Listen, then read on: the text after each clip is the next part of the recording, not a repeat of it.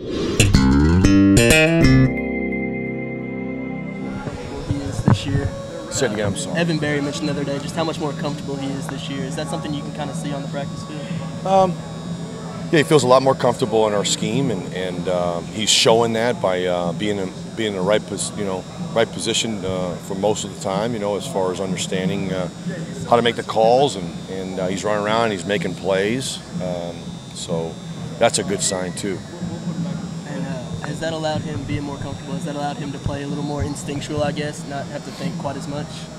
I think so. I think that anytime you come in and you try and play, safety's a very hard position because you have to make all the checks and all the calls. It happens a lot faster. You got to be able to process things very quickly, and he's a smart player, but you have to learn, the terminology, and once you learn the terminology, you got to be able to make the proper calls and checks and get us in and out of calls, and when you add the tempo part of it, these offenses, like our offense, it makes it a lot harder to execute because you're not used to the tempo, you're not used to the speed of the game, and being here now, obviously 8 practices now in the spring. You could tell there's a big difference from the fall, because when you first got here, it was very tough for like a lot of guys, but now you're starting to understand and what's expected of him, and it's becoming a lot. He's feeling more comfortable in processing. Did you see him build this week off of what he did Saturday? A lot of times when a guy has a quote big day in the scrimmage and makes a couple of high-profile plays, you wonder if that's a splash in the pan, or is he really building off that? Did you see Evan really build off that? No, I mean, he had a great day on Saturday from the standpoint of production. He had the 2 interceptions, had a couple of really good plays as far as run fits.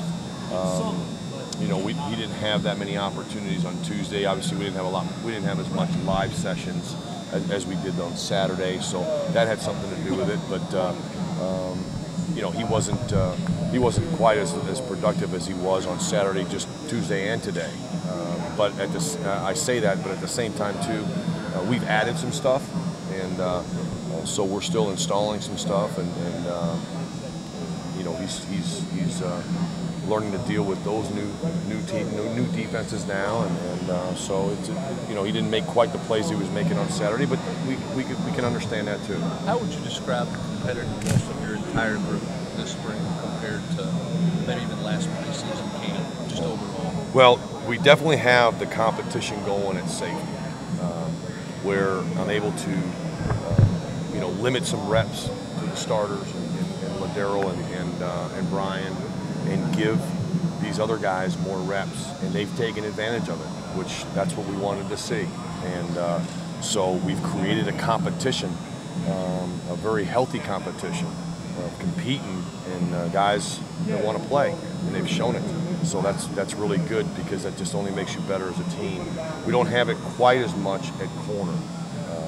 Losing Emmanuel for a couple of weeks has done that. Plus the numbers are down there. We've got the 3 guys that are coming in the summertime, so we don't have the luxury of holding guys back, and we don't have quite the competition that we would like to have. But we'll get it here in a week, because Emmanuel will be back. So and I say that, but a guy like Malik Foreman has taken advantage of it. He won the defensive back player of practice, the last practice that we had, and that was the first time he's ever won that. So which is really good, because again, it has to do with production. We saw Swafford make the play on Braniso, and get to see that part of the 11-11. What does that say about maybe how far that unit's come, and maybe him in particular, in competing all the way through the whistle? I think our whole entire team takes a lot of pride in finishing plays, and that's basically our standard. We talk about it all the time about 63, about you play from the start of the whistle to the echo of the whistle, so to speak, and that was a great example of what our program is built off of, and that's finishing the play, and he did that.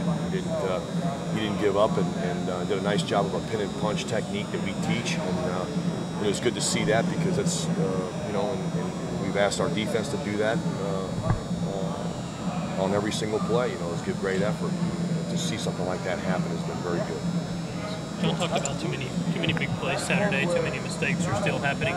Is that surprising you guys at this point, or do you expect it with the amount of youth you have and the amount of injuries that y'all have on? Well, we don't ever accept it. We don't really like it.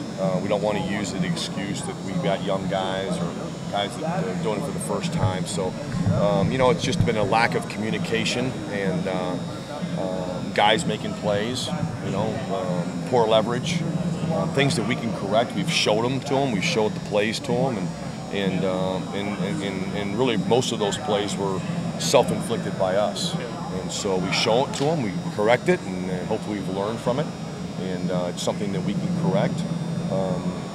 You know, and there was a couple plays where a guy made a great play. You know, so we understand it's going to happen sometimes too. Is adding install more scheme as you go along in spring, is that kind of a product of those mistakes? No, I don't think so, because we've really kind of been slowing down on that. Okay. It's just, I think, again, we just got to do a better job of communicating, and we've said that as a staff, we've said that as players, and start there, you know. Well, you know, when you look at obviously Evan's brother being who he is, and